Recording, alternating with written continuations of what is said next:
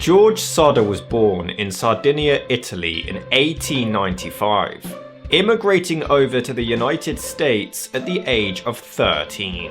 His brother would later return to Italy, but George himself never would, and it's unclear why, a topic that he very seldom talked about.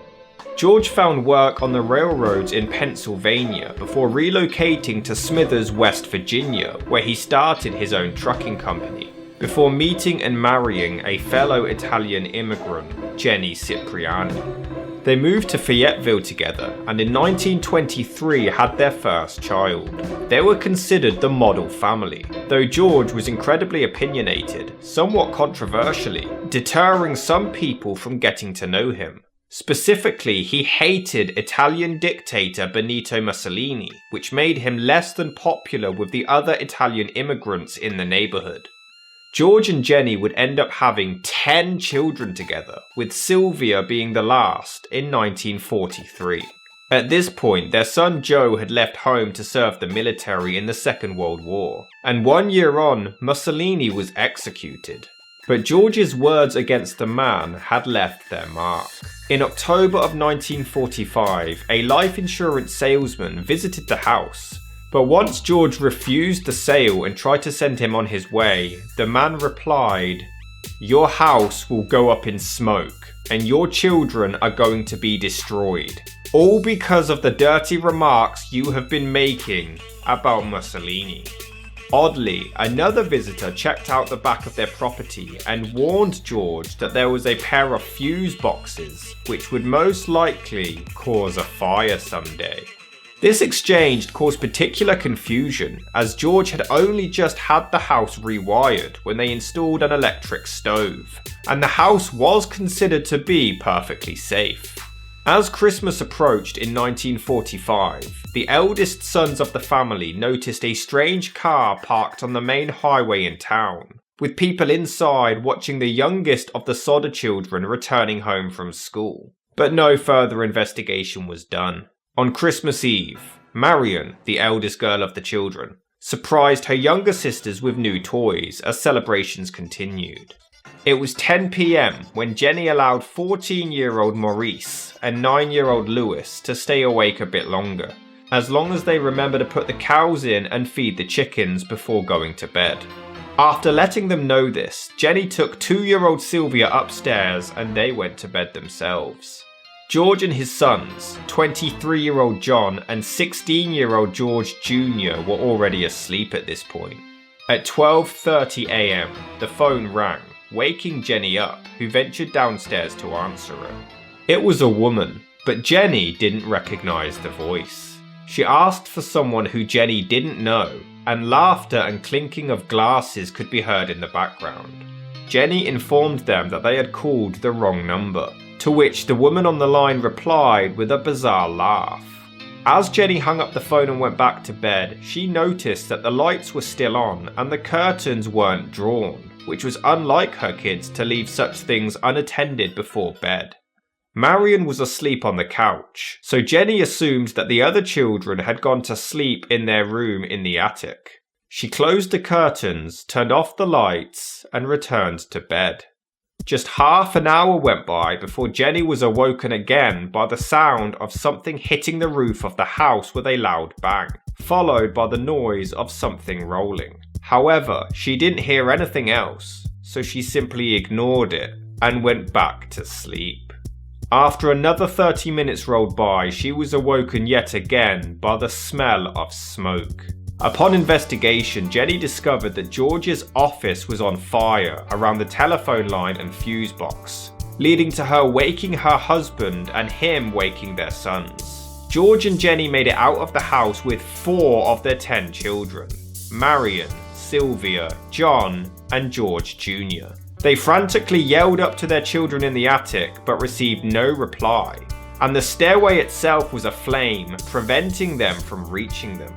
Originally, John claimed he did go up to the attic to alert his siblings of the fire, but he later changed his story to claim that he only yelled up there and never actually saw any of them. The phone wasn't working, so Marion headed to the neighbour's house to call the fire department. A nearby driver spotted the fire and called for them, but they either failed to reach the operator or the phone also turned out to be broken. It's unclear which. Regardless, the fire department eventually reached the house from across town. George wanted to use a ladder to rescue his children from the attic, but strangely, it wasn't in his usual place and couldn't be found anywhere. There was a water barrel that could have been used to put out the fire, but it was strangely frozen solid. He then tried to use his trucks to help him get up to the attic, but neither would start, despite working fine the day earlier. They had no choice but to stand and watch the entire house burn down for 45 minutes with their other 6 children inside. The fire department was still low on staff due to the war, and they didn't make it to the house until later that morning. However, by 10 a.m, investigation of the remains only added further complications. Chief F.J. Morris searched the ashes and found absolutely no bones whatsoever, which wouldn't have been the case if the children were inside when it burned down. Though another account claimed that some bone fragments were found as well as internal organs, but that this was kept from the family. However, it's worth noting that the search administered wasn't particularly thorough, and some believe that the fire may have actually been so hot it could have disintegrated their bodies and bones entirely. George and his family were ordered to not disturb the site so it could be properly investigated. However, after just 4 days, they couldn't bear it anymore. George bulldozed 5 feet of dirt onto the site, turning it into a memorial garden for his children. It was concluded that the fire was caused by faulty wiring, but weirdly, one of the members of the jury was the man who threatened George about his house burning down just a few months earlier. On January the 2nd, 1946, a funeral took place for the lost children, and although their siblings attended, George and Jennie found it much too difficult and didn't show up. However, over time, questions started to arise about the cause of fire. It supposedly started from faulty wiring, but their Christmas lights had stayed on for most of the fire when it should have gone out. The ladder was eventually found at the bottom of an embankment 75 feet away from the house. The phone line hadn't been burned and it was actually cut by someone who would have had to climb 14 feet up the pole. Neighbours spotted a man stealing a block and tackle from the Sodder house around the time of the fire, and he was actually found and arrested. He admitted to the theft and even confessed to being the one who cut the phone line, but only because he believed it was a power line. He denied having anything to do with the fire. However, the reason for him cutting a power line during this theft has never been discovered. Some believe the fire was so hot it disintegrated the bodies completely, but many household appliances were all found completely recognizable, including fragments of the roof, which was made out of tin. Jennie even tested this theory by burning animal bones, and none were ever completely destroyed. An employee of a local crematorium claimed that bones will remain even after the body is burning at 2000 degrees Fahrenheit or 1090 degrees Celsius for 2 hours, which is far hotter and far longer than the Sodder fire was. The trucks not starting was also considered to have been foul play, though some believe George may have simply accidentally flooded the car engines during the panic rather than someone tampering with them. The strange phone calls in the early hours of the morning was also considered, but the woman who made them was actually located. She admitted that it was an innocent wrong number, and no further investigation was done. The Sodder family planted flowers on the lot of the house, but as 1946 rolled around, it was believed that the children were actually still alive. A bus driver claimed that he saw people throwing balls of fire at the house that night. and months later Sylvia did find a small, hard, dark green rubber ball-like object nearby. It's believed this is what started the fire, and it was aimed at the attic and could have been the noise that Jennie heard that night. Other witnesses claimed to have seen the lost children themselves. A woman claimed to have seen some of them peering out of a passing car while the house was burning down. Another woman at a rest stop claimed she actually served them breakfast the next morning with a car with a Florida license plate on it. This new information led to George and Jennie hiring private investigator C.C. Tinsley to look into the case. This was when he discovered that the man who threatened the fire was the one on the jury who ruled it accidental. He also heard rumours that the fire department did actually find remains, including a heart, but they kept it hidden and buried it somewhere. Morris allegedly confessed this to a local minister, who then told George. They dug it back up, but it was revealed to have been beef liver, which had never even been exposed to fire at all. It's believed that Morris had done this to get the Sodders to find it and become satisfied that they now knew what happened to their children by planting fake evidence. As the years rolled by, George did everything he could to find his children. A magazine published a picture of some young ballet dancers in New York City, and one of them looked a lot like his daughter Betty. George drove all the way to New York and demanded to see the girl, but he was denied. He tried desperately to get the FBI involved, claiming that his children were kidnapped, but they all refused to help. Although I would like to be of service, the matter related appears to be of local character and does not come within the investigative jurisdiction of this bureau. A search would have been administered if the local authorities asked for help, but they refused to do so. In August of 1949, just shy of 4 years since the fire, George managed to arrange another search of the house site, where some belongings of the children were found, as well as some small bone fragments, believed to have been human vertebrae.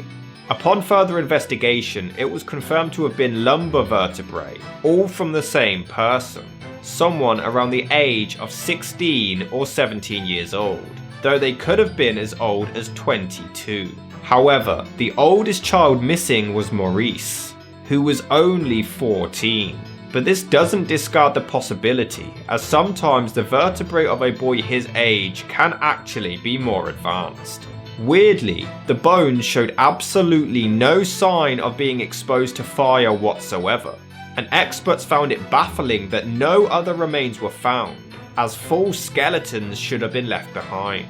It was considered more likely that this evidence was actually found from the dirt that George had bulldozed onto the site, and not from the actual fire. It was later confirmed that they had come from a nearby cemetery.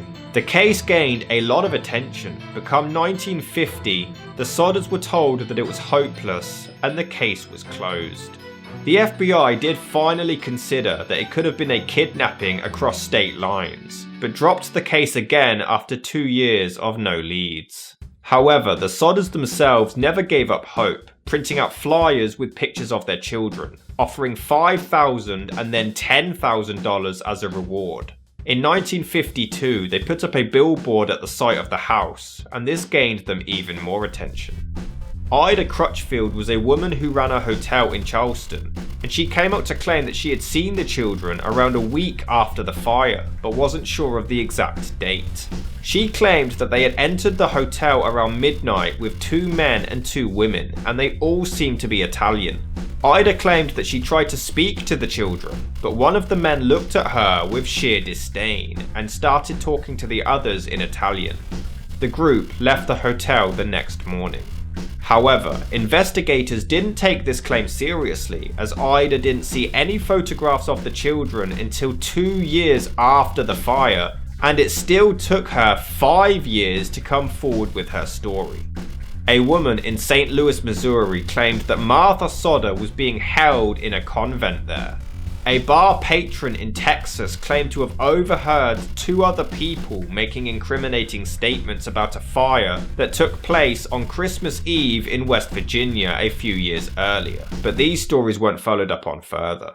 George later found out that Jennie's relative in Florida now had children who looked an awful lot like his. He did follow up on this and wouldn't drop it until it was proven that they were actually the relatives' children and not his.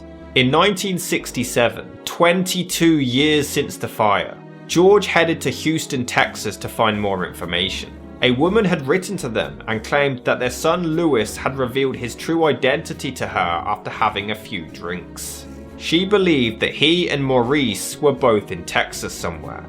However, George wasn't able to speak to this woman himself, though the police did take him to the two men in question who denied being his sons. This denial would linger in George's mind for the rest of his life, unsure if they were really his children or not. That same year, the Sodders received what they considered to be the most credible evidence they ever got. A letter that may have proven that Louis was still alive. Jennie received a letter from Central City, Kentucky, and inside was a picture of a young man around 30 years old who bared a strong resemblance to Louis, or what he would look like this many years later. It was even signed by him, though no return address was given. This led to the family hiring another private investigator to check out Central City, but he was never found and never heard from again. The picture gave them hope to keep fighting to find out what happened to their children. But in 1969, George Sodder passed away at the age of 74 without ever finding out the truth. Jennie and most of her children continued to fight to get answers about what happened that night, except for John, who weirdly never spoke about the fire again, other than saying that his family should accept what happened and move on with their lives. After George's death, Jennie remained in the house and would often visit the memorial garden, but she would follow, passing away in 1989, which is when the billboards were all taken down. The Sodder children, however, continued to publicize the case to try to get answers. One theory is that the family were targeted by the Sicilian mafia, who were trying to extort money from George, kidnapping his children to possibly protect them as they knew about the planned arson attack. If the children did in fact survive and knew about their family, they may have remained distant in order to protect them. Sylvia Sodder was the final remaining child, and she passed away in 2021. When discussing the fire, she admitted that it's the earliest memory she ever had. I was the last one of the kids to leave home. Me and my father often stayed up late talking about what might have happened. I experienced their grief for a long time. I still believe my siblings survived that night. I promised my parents I wouldn't let the story die, that I would do everything I could. Experts do believe that John told the truth in his original account where he went to the attic to try to wake his siblings, and he may have only changed his story to appease his parents. It's believed that the kids dying in the fire is the most likely scenario, and the lack of evidence found is down to the rushed investigation of the ashes, but most admit them surviving is still a perfectly good possibility. What happened to the Sodder children? Did they perish inside the building that Christmas? Or did they get taken and were forced a new life elsewhere?